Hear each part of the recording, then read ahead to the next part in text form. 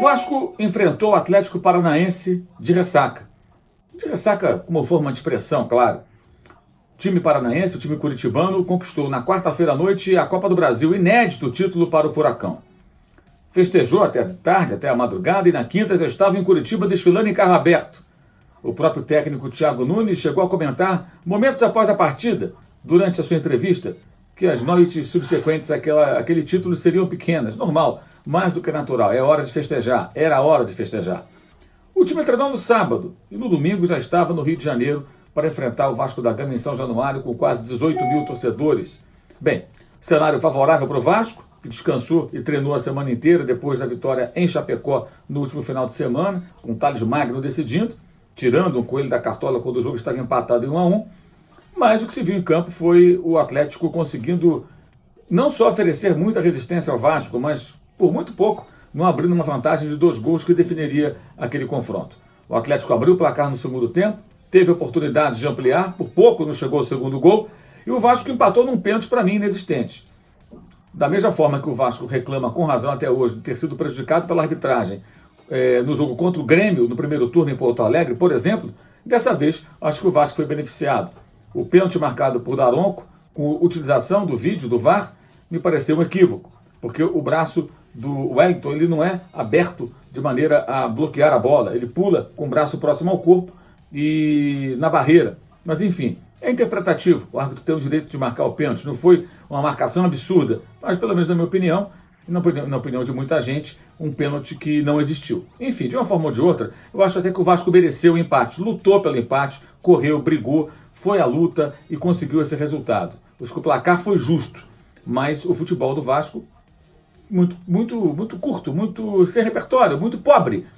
Ah, mas o elenco do Vasco não é bom. Bem, o elenco do Vasco não é bom, a gente sabe, mas existem piores. O Vasco, inclusive, está com 8 times abaixo dele na tabela de classificação.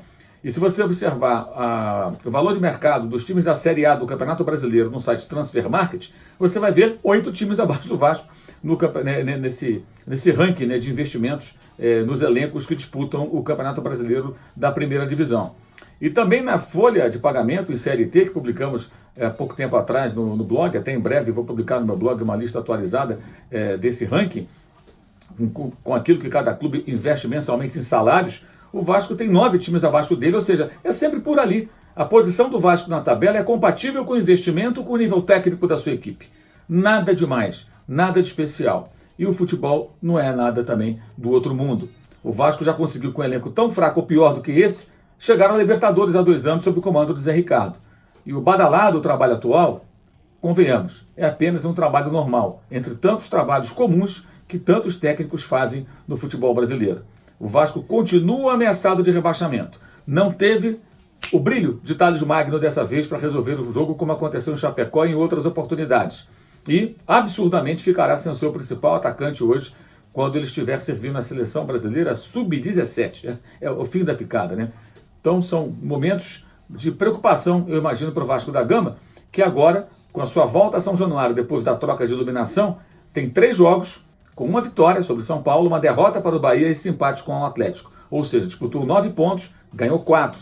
Um retrospecto, um desempenho e resultados que ficam abaixo daquilo que o time precisa para navegar em mares tranquilos na fuga contra o rebaixamento, que é assumidamente o objetivo do Vasco. Objetivo, na minha opinião, abaixo daquilo que deveria ser.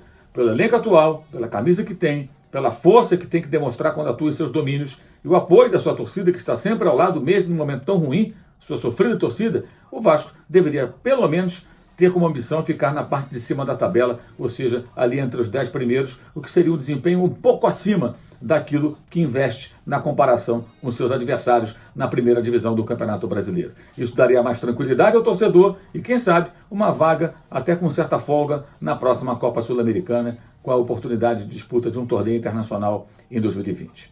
Ok?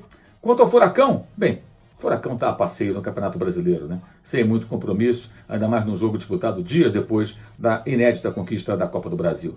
Em outros jogos, em outros momentos, contra outros adversários, certamente apresentaram um futebol melhor, mas nesse momento, o próprio Thiago Nunes disse, depois do jogo de quarta-feira contra o Inter, e com toda a razão, era momento de festejar, e o Furacão ainda festeja o título inédito do mata-mata nacional, conquistado em pleno Beira-Rio, sobre o Internacional com a vitória na quarta-feira passada à noite, ok? Saudações!